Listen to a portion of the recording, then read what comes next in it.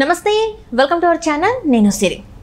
పిన్నెల్లి బ్రదర్స్ని అయితే తప్పించడానికి ఒక మీడియా అయితే తెగ ప్రయత్నం చేసింది, అందులో సక్సెస్ కూడా అయింది. దీంతోనైతే పోలీస్ వాళ్ళు మాత్రం చాలా హ్యాపీగా ఉన్నారని చెప్పేసి వార్తలు వస్తున్నాయి. ఇందులో ఎంతవరకు వాస్తవం ఉంది ఏంటి, సో ఈ అంశాన్ని మనకు వివరించడానికి మనతో పాటు ఉన్నారు ప్రముఖ senior journalist, political analyst CS Rao గారు. నమస్కారం సార్. సార్, ఇప్పుడు చూస్తున్నట్టయితే పిన్నెల్లి బ్రదర్స్ తప్పించడానికి ఒక మీడియా ఏదైతే ఉందో అది బాగా సపోర్ట్ చేసింది. పోలీసులు చేయాల్సిన పని మీడియానే చేసిందని చెప్పేసి పోలీసు వాళ్ళు కూడా సంతోషంగా ఉన్నారని చెప్పేసి కొన్ని వార్తలు అయితే వస్తున్నాయి. సో ఇందులో ఎంతవరకు వాస్తవం ఉందంటారు? సో ఒకటేంటంటే పిన్నెల్లి రామకృష్ణారెడ్డి వెంకటరామరెడ్డి వీళ్ళిద్దరూ చేసినటువంటి నిర్వాహకం ఏదైతే ఉందో అది ఒక్కోటిగా బయటకు వస్తూ ఉన్నటువంటి పరిస్థితి. పోలింగ్ ముందు రోజు ఏం చేశారు, పోలింగ్ రోజు ఏం చేశారు అనే దాని మీద సిట్ విచారణ జరుపుతోంది.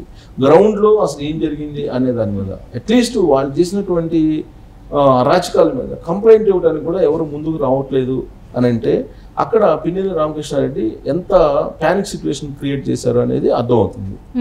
సో ఇప్పుడు ఎట్టకేలకు లేటెస్ట్ డెవలప్మెంట్ ఏంటంటే అక్కడ ఉండేటువంటి పోలింగ్ ఆఫీసర్ని, అసిస్టెంట్ పోలింగ్ ఆఫీసర్ని ఇద్దరిని కూడా సస్పెండ్ చేసింది ఎన్నికల కమిషన్. అయితే ఎవరు పిన్నెల్లి రామకృష్ణారెడ్డి అలాగే పిన్నెల్లి వాళ్ళ బ్రదర్ వెంకటరామరెడ్డిని తప్పించారు.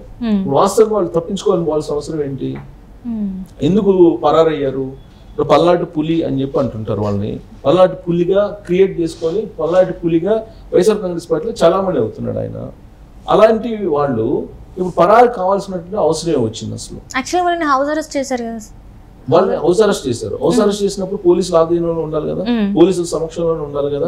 మరి పోలీసులు కళ్ళు కప్పి వాళ్ళ కళ్ళు ఎదుటే కారులో పోతుంటే వీళ్ళు ఏం చేస్తున్నట్టు పోలీసులు ఆ రోజు ఉన్నటువంటి సిఐ గానీ, ఎస్ఐ గానీ, లేదంటే అక్కడ ఉన్నటువంటి పోలీస్ సిబ్బంది కానీ ఏం చేస్తున్నట్టు అంటే వాళ్ళకి తెలిసి వెళ్ళినట్ట, తెలియక వెళ్ళినట్ట, అంటే ముందే సమాచారం ఉన్నా కూడా ఏం చేయలేని పరిస్థితిలో ఉన్నారేమో పోలీసు వాళ్ళు. ఏం చేయని పరిస్థితిలో ఉన్నారంటే దాని అర్థం ఏంటి? జగన్మోహన్ రెడ్డి సేవకు అంకితం అయిపోయినట్టు లెక్కేసుకోవాలి కదా, భావించాలి కదా. సో అలాంటి పరిస్థితుల్లో వాళ్ళు పరారైపోయారు. పరారైన తర్వాత పోలీసులు అరెస్ట్ చేయడానికి ప్రయత్నం చేశారు. దాదాపు 2-3 రోజులు వాళ్ళు ప్రయత్నం చేశారు. 2-3 రోజులు ప్రయత్నం చేసి లాస్ట్ కి కొండందవి ఎలుకుని పెట్టినట్టు వాళ్ళు ఏమైనా అరెస్ట్ చేయగలిగారంటే ఏం లేదు. కోర్టుకు పోయి ఆల్రెడీ ఇప్పుడు జూన్ 6వ తారీఖు దాకా బెయిల్ ఆయన ఏం చేయొద్దు, అరెస్ట్ చేయొద్దు అని చెప్పి కోర్టు ఆర్డర్ తీసుకొచ్చుకున్నారు. దీంతో పోలీసులు తెల్లముఖం పెట్టారు.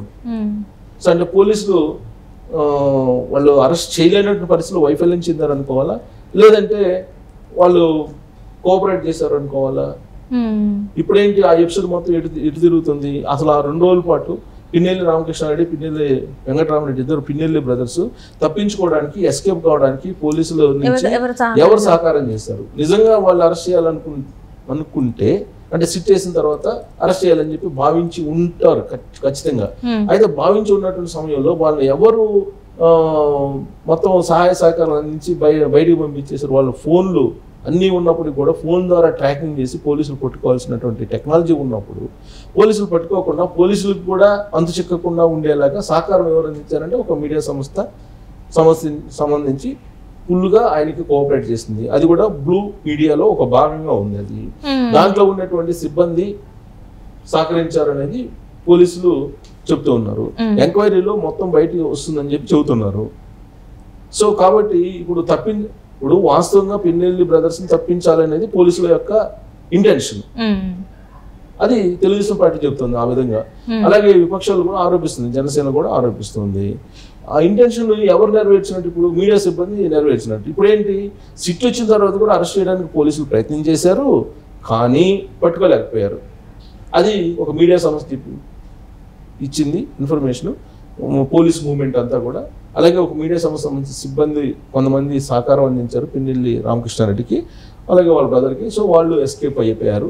దాని మీద మేము ఎంక్వైరీ చేస్తున్నాం అని చెప్పి చెప్తున్నారు. ఇప్పుడు అసలు మొదటి నుంచి జరుగుతున్నటువంటి పరిణామం ఏంటి? అసలు పోలీసు వ్యవస్థలో చాలా మందిని జగన్మోహన్ రెడ్డి సేవకులుగా, జగన్మోహన్ రెడ్డి పార్టీలో భాగస్వాములుగా మార్చేశారు అని చెప్పి తొలి నుంచి వినిపిస్తున్నట్టు ఆరోపణ.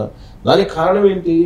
అసలు ఏమాత్రం అనుభవం లేనటువంటి, లేదంటే ఆయనకంటే సీనియర్లుగా ఉన్నటువంటి వాళ్ళని కాదని జగన్మోహన్ రెడ్డికి ఉన్నటువంటి విశిష్టాధికారాలతోటి డీజీపీగా రాజేంద్రనాథ్ రెడ్డిని వేసుకోవటం, సొంత సామాజిక వర్గం, సొంత జిల్లాకు సంబంధించినటువంటి పోలీస్ ఆఫీసర్, ఐపీఎస్ ఆఫీసర్ని డీజీపీగా చేసుకోవటమే తొలి అడుగు.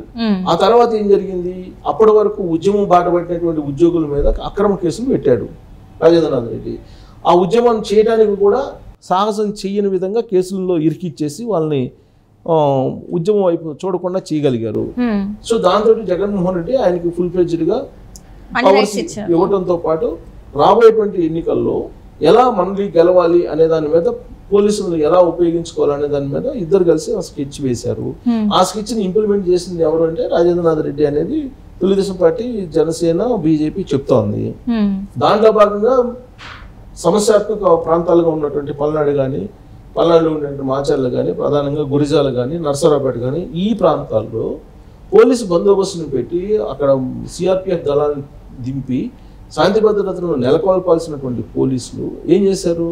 వాళ్లే దగ్గరుండి వైఎస్ఆర్ కాంగ్రెస్ పార్టీకి అనుకూలంగా వ్యవహరించారు అనేది వినిపిస్తుంది కదా. ఇప్పుడు అసలు తిరుపతి ఎపిసోడ్, అనంతపురం ఎపిసోడ్ అయితే కంప్లీట్ వదిలిపెట్టేశారు. ఇప్పుడు అనంతపురం ఎపిసోడ్లో ఏం జరిగింది? అక్కడ డిఎస్పీ చైతన్య అనే అతను రాజంపేట నుంచి అనంతపురం వచ్చి YSR Congress party శ్రేణులను ముసిగొల్పి JC brothers మీద, జేసీ బ్రదర్స్ అనుకూలుల మీద దాడులు చేయించారనేది ప్రధానమైన ఆరోపణ కదా ఆయన మీద. ఆయన మీద ఇంతవరకు చర్యలు తీసుకోలేదు.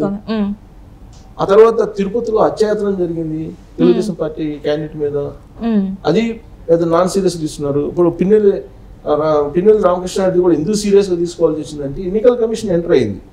ఎన్నికల కమిషన్ ఎంటర్ అయ్యి డెడ్ లైన్ పెట్టింది. డెడ్ లైన్ పెట్టి మీరు అరెస్ట్ చేసినట్టే నటించారు, అరెస్ట్ చేయడానికి ప్రయత్నం చేస్తున్నట్టే నటించారు పోలీసులు. సో ఆ నటించడంలో ఇప్పుడు మీడియా కూడా భాగస్వామైంది. మీడియా క్లూ ఇచ్చింది. మీడియా ఇచ్చినటువంటి క్లూ ప్రకారం ఆయన తప్పించుకోబోయాడు, లేదంటే మేము పట్టుకునే వాళ్ళం అనే యాంగిల్లో ఇప్పుడు వస్తుంది. సో మీడియా పేరు చెప్పి వీళ్ళు ఆల్రెడీ 2 రోజులు గ్యాప్ ఇచ్చారు. ఆ 2 రోజులు వాళ్ళు కోర్టుకు వెళ్ళారు, హైకోర్టుకి వెళ్ళి హైకోర్టు నుంచి బెయిల్ తీసుకొచ్చుకున్నారు. సో ఈ మొత్తం ఎపిసోడ్ లో పోలీసులు ఏదైతే చేయాలనుకున్నారు హెల్ప్ పిన్నెల్లి రామకృష్ణారెడ్డికి, అది మీడియా సంస్థ చేసేసింది. సో స్వామి కార్యం స్వకార్యం వీళ్ళు చేయాల్సిన పని వాళ్ళు చేసేసారు. దాంతో పోలీసులు హ్యాపీ ఫీల్ అవుతున్నారు, వాళ్ళ మీద మచ్చ రాకుండా.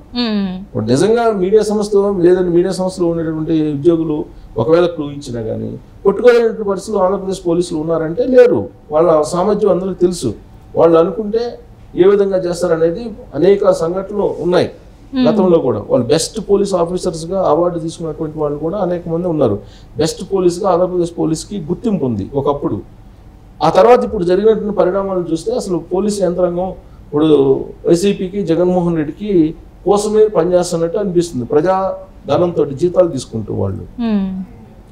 సో ఇప్పుడు ఒక మీడియా సంస్థని బూచిగా చూపించి జనరల్ గా బ్లూ మీడియా ఎలాగో వైఎస్ఆర్ కాంగ్రెస్ పార్టీకి అనుకూలంగా ఉందనేది అందరికి తెలిసిందే.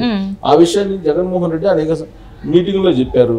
ఎల్లో మీడియా, బ్లూ మీడియా అని అంటూ, ఎల్లో మీడియా అని చెప్పి ఆయన అన్నారు, బ్లూ మీడియా అని చంద్రబాబు నాయుడు అన్నాడు. దీంతో ప్రజల్లో క్లారిటీ వచ్చింది ఏ మీడియా ఎటువైపు ఉంది అనేది. సో ఇప్పుడు బ్లూ మీడియాలో ఆల్రెడీ ఎన్నికల సమయంలో పోలింగ్ సందర్భంగా డబ్బులు పంపిణీ చేశారు, మద్యం పంపిణీ చేశారు అనే ఆరోపణలు కూడా ఉన్నాయి. 2019 ఎన్నికల్లో ఉన్నాయి, 2024 ఎన్నికల్లో కూడా ఉన్నాయి. సో ఇన్ని ఉన్నప్పుడు నీకు పిన్నెల్లి రామకృష్ణారెడ్డిని పట్టుకోవడానికి అనుకూలంగా బ్లూ మీడియా పనిచేస్తుందని చెప్పి ఎందుకు అనుకోవాలి? అనుకోవడానికి లేదు. ఇప్పుడు ఏం చేస్తున్నారు? ఆ బ్లూ మీడియా కారణంగానే మేము పట్టుకోలేకపోయామని చెప్పి పోలీసులు చెప్పడం, దాని మీద ఎంక్వైరీ చేస్తామని చెప్పడం అనేది అది ఇంకా విచిత్రమైనటువంటి పరిణామంగా కనిపిస్తూ ఉంది.